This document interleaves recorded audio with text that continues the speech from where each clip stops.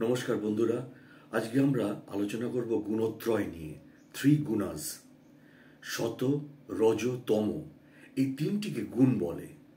সত, রজ, তম এই তিনটি গুণের স্বাভাবিক স্বভাব বশত জীবাত্মার আসক্তি, অভিমান উৎপন্ন হয়, আর এর ফলেই জীবাত্মাকে আবদ্ধ হতে হয়।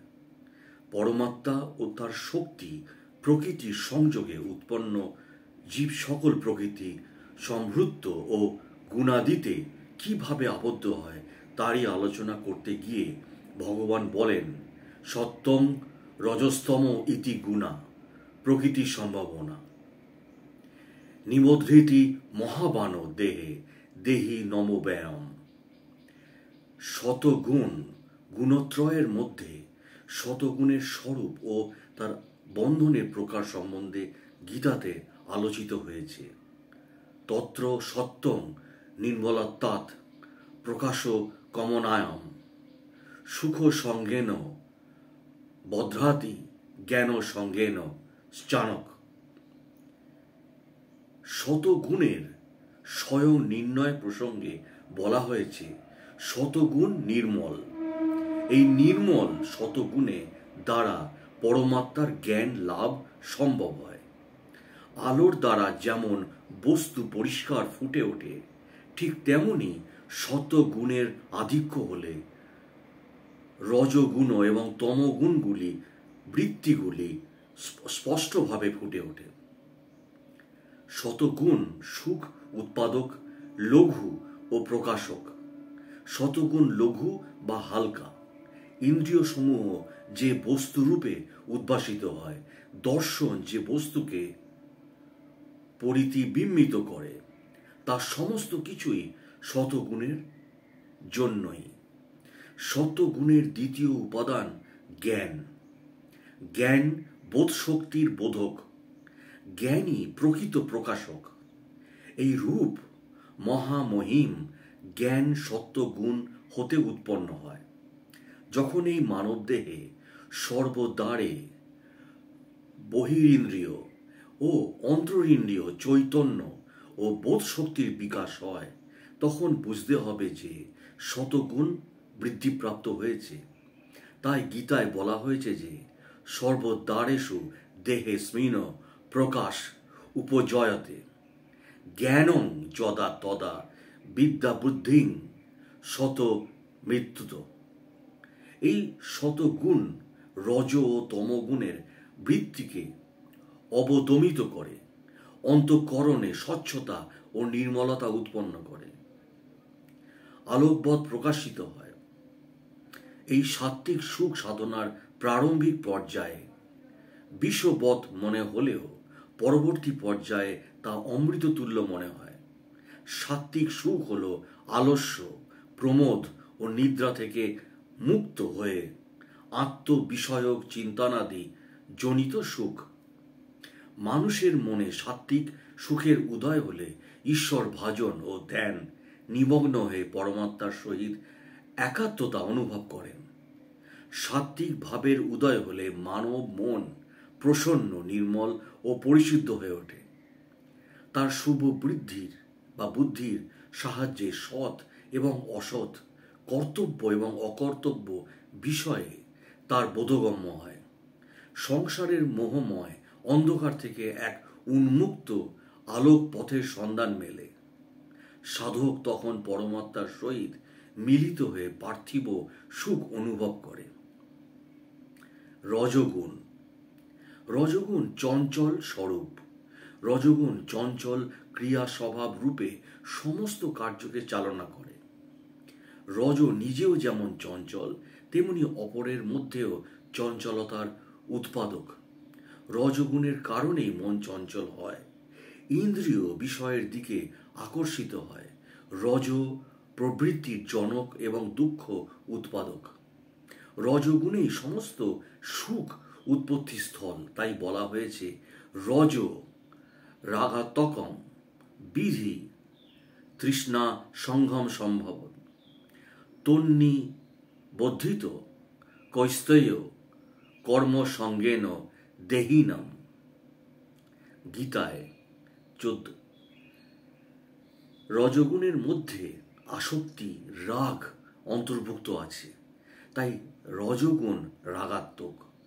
লোভ, বাসনা, কামনা, দর্প প্রবৃত্তির দ্বারা পরিচালিত হয়ে বিষয়ের প্রতি আকর্ষিত হয়।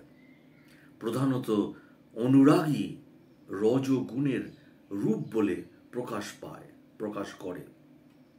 রজগুণ বৃদ্ধি পেলে তৃষ্ণা ও আসক্তি বৃদ্ধি পায়। রজগুণ বৃদ্ধি পেলে লোভ, কর্মপ্রবৃত্তি, কর্মোদ্যম, শান্তির প্রভাব বা শাস্তির প্রভাব ও আসক্তি, এই সমস্ত বৃত্তিগুলির উদ্ভব ঘটে।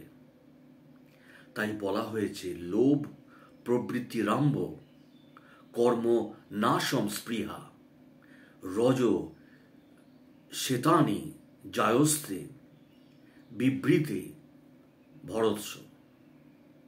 রজগুণকে একবার কামনার কার্য, আবার কামনাকে রজগুণ কার্য বলার মধ্য দিয়ে বিভ্রান্তির সৃষ্টি হলেও তা প্রকৃতি বা প্রকৃতপক্ষে বৃক্ষ এবং বীজের মধ্যে যেমন বীজ থেকে বৃক্ষ, আবার বৃক্ষ থেকে বীজ, বীজ যেমন একইভাবে কার্য, করণ বা কারণ বটে, ঠিক তেমনি রজগুণ থেকে কামনার উৎপত্তি, আবার কামনা থেকে রজগুণের উৎপত্তি। রজগুণ বৃদ্ধি হলে লোভ, কর্মবৃত্তি, কর্মে উদ্যম, শান্তির অভাব ও আসক্তি, এইসব বৃত্তি সমৃদ্ধ বা সমূহ উৎপন্ন হয়। পদার্থের প্রতি রজগুণের আসক্তি প্রধান। ভোগ থেকে দুঃখের উদ্ভব হয়। সুখ ভোগের অতৃপ্ত থেকে জন্ম নেয়। রজভাব বৃদ্ধি প্রাপ্ত হলে সত্যগুণের প্রকাশ ও জ্ঞান দমিত হয়।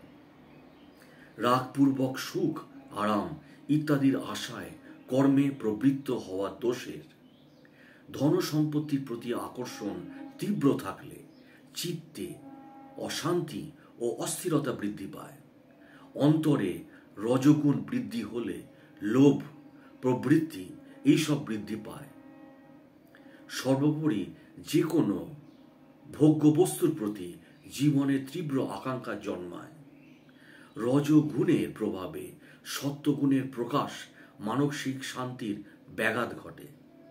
কোনো একটি গুণের বৃদ্ধিতে অপর দুটি গুণও অবদমিত হয়। তার নিজের লোভ, লালসা, প্রমোদ, নিদ্রা, আলস্য জাগ্রত হয়। ভগবান শ্রীকৃষ্ণ ভরতশ্রেষ্ঠ অর্জুনকে তমগুণ ও রজগুণের দ্বারা প্রভাবিত না হয়ে আলোক রশ্মি প্রকাশকে সত্যগুণের আলোতে উদ্ভাসিত হওয়ার কথা বলেছেন। সত্য ও রজগুণের পর তমগুণ বৃদ্ধির বর্ণনা করেছেন। তিনি বলেন, অপ্রকাশ্য প্রবৃচ্ছ প্রমাদ মোহ এব তমশ্বেতানি জায়ান্তে বিবৃতে কুরুনন্দন। গীতায় 14-13। তমগুণ ভারী এবং আবরণকারী। তমগুণ সত্যগুণের বিপরীত। তমগুণ বস্তুকে নিম্নগামী করে তোলে। তমগুণ সত্য ও রজগুণের কাজকে বাধা দেয়। তমগুণ স্বভাবতই বাধ্য সঞ্চারক। তমগুণের জন্যে বস্তুর গতি হ্রাস পায়, জ্ঞানের বিকাশ বাধাপ্রাপ্ত হয়। তমগুণের জন্যেই তমগুণের কার্যই মোহ, জড়তা, উদাসীন্য বা নিষ্প্রিয়তা, বিষাদ। তাই গীতায় বলা হয়েছে যে তমস্য জ্ঞানং জং বিধি মোহনং সর্বদেহিনাম প্রমাদাশ্ল নিদ্রা ভিস্তনি বধানি। ভারত গীতা 14/8। অর্থাৎ যে ভরতশ্রেষ্ঠ অর্জুন সমস্ত দেহী গণের মোহগ্রস্তকারী তমগুণকে তুমি অজ্ঞান হতে উৎপন্ন বলে জানবে। এটি প্রমাদ, আলস্য, নিদ্রার দ্বারা দেহের সঙ্গে নিজের সম্বন্ধ মান্যকারী জীবগণকে আবদ্ধ করে। তমগুণ এবং অজ্ঞানতা পরস্পর ওতপ্রোতভাবে জড়িয়ে থাকে। তমগুণ অজ্ঞানতা থেকেই উৎপন্ন হয়, আবার অজ্ঞানতা থেকে তমগুণ বর্ধিত হয়। এই তমগুণ জীবের মূর্খতা অজ্ঞানতা থেকে উৎপন্ন। প্রকৃতির ত্রিগুণাত্মকের মধ্যে সত্য ও রজগুণের আলোচনার পর ভগবান তমগুণের বর্ণনা করেছেন। অতি নিকৃষ্টতম হল এই তমগুণ। তমগুণের দ্বারা বশীভূত হয়ে মানুষ আলস্য, নিদ্রা প্রভৃতি ক্ষতিকারক রিপুর দ্বারা অভিভূত হয়। সত্যগুণের নির্মলতাকে অবদমিত করে তমগুণ বৃদ্ধিপ্রাপ্ত হয়।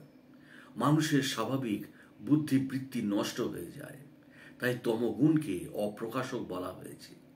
জীবাত্মার যদি অপ্রকাশক অপ্রবৃত্তি, প্রমাদ, আলস্য ও মোহের প্রাদুর্ভাব হয়, তাহলে বুঝতে হবে ব্যক্তি তমগুণে আকৃষ্ট হয়েছে। মানুষ কর্মহীন হয়ে পড়ে, কর্মে রুচি থাকে না, তা অপ্রবৃত্তির ফলস্বরূপ।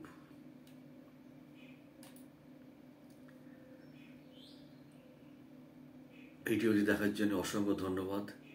ভালো থাকুন, সুস্থ থাকুন। নমস্কার।